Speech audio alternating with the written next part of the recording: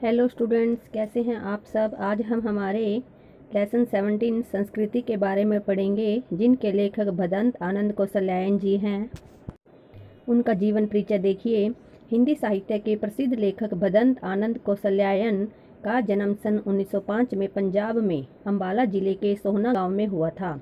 उनके बचपन का नाम हरनाम दास था। प्रारंभिक शिक्षा प्राप्त करने के बाद ही उन्होंने बौद्ध धर्म अपना लिया और बौद्ध बन गए। विश्व भ्रमण करते हुए उन्होंने हिंदी भाषा और हिंदी साहित्य के विकास का प्रयास किया।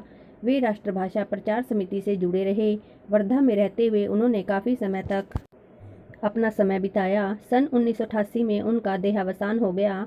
उनकी रचनाएं श्री कौशल्यायन ने 20 से अधिक पुस्तकें लिखी, जिनमें भिक्षु के पत्र, जो भूल न सका, आह ऐसी दरिद्रता, बहानेबाजी, यदि बाबा न होते, रेल का टिकट, कहाँ क्या देखा आदि प्रमुख हैं।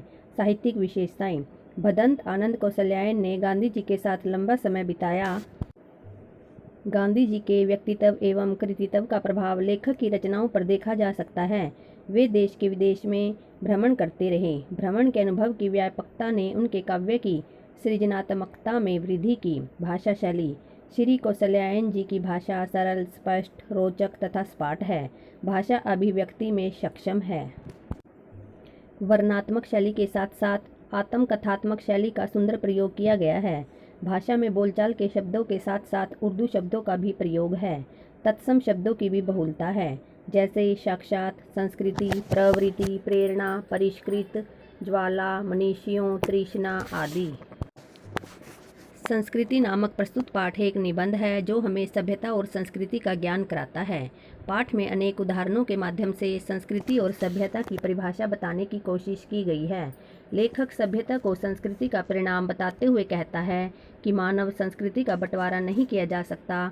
जो लोग संस्कृति का बंटवारा करना चाहते हैं, उन्हें देखकर लेखक दुखी होता है। लेखक का मानना है कि जिसने मानव कल्याण नहीं हो सकता, वह न सभ्यता है और न ही संस्कृति।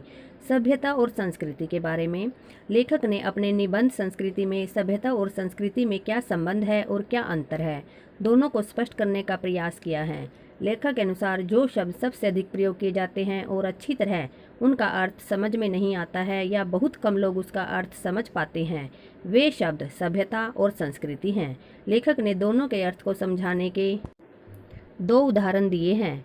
पहला है अग्नि का उदाहरण। लेखक ने सभ्यता संस्कृति के अर्थ को समझाने के लिए पहला उदाहरण दिया है कि जब मानव समाज का अग्नि देवता से साक्षात्कार नहीं हुआ था, तब आदमी ने अग्नि का आविष्कार किया। जिस आदमी ने अग्नि का आविष्कार किया होगा, वह कितना बड़ा आविष्कार करता रहा होगा। दूसरा, सुई धागे का उदाहरण। जिस मनुष्य के दिमाग में सुई धागे की बात पहली बार आई होगी कि लोहे के एक टुकड़े को घिसकर उसके एक सिरे पर छेद कर छेद में धागा डालकर कपड़े के 2 टुकड़े एक साथ जोड़े जा सकते हैं, यह कितना बड़ा आविष्कार करता रहा होगा।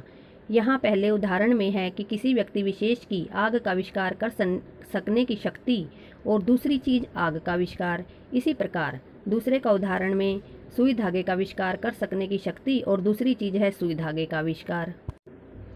संस्कृति और सभ्यता का स्पष्टीकरण।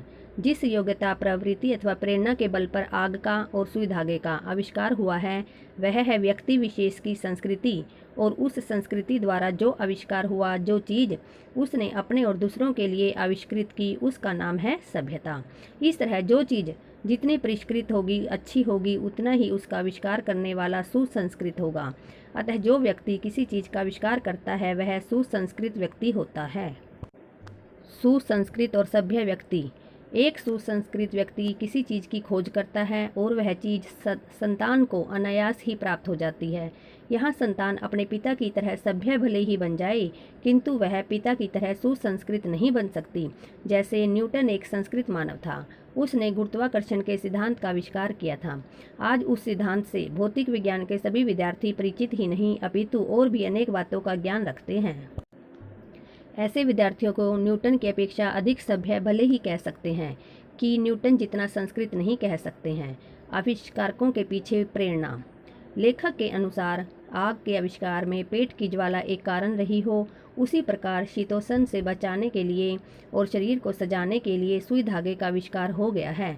पर जिस व्यक्ति का पेट भरा है, शरीर ढका है, फिर भी उसे नींद नहीं आती है और आकाश की ओर देखते हुए जानने की इच्छा रखता है कि मोतियों से भरा थाल क्या है। यह सिद्ध करता है कि एक संस्कृत व्यक्ति निठल्ला नहीं बैठ सकता है। इस तरह हमारी सभ्यता का एक बड़ा अंश हमें ऐसे ही संस्कृत निष्ठ आदमियों से मिला है, जिनकी चेतना पर स्थूल भौतिक कारणों का प्रभाव प्रधान रहा है। सभ्यता का दूसरा हिस्सा हमें मनीषियों से मिला है। मानव संस्कृति और त्याग की भावना देखिए, जो अपने मुंह की ओर ले जाते हुए कोर को दूसरे के मुंह में डाल देते हैं। रोगी बच्चे को गोद में लिए हुए सारी रात माँ बैठी रहती है।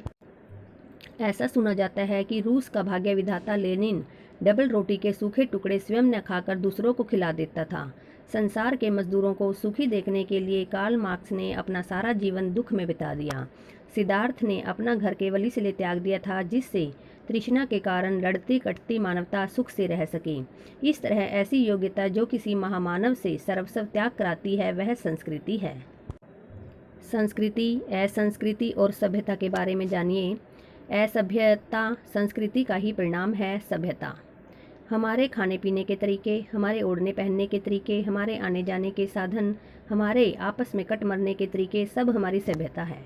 मानव की जो योग्यता उससे आत्मविनाश के साधनों का आविष्कार कराती है, उसे संस्कृति या असंस्कृति क्या कहें।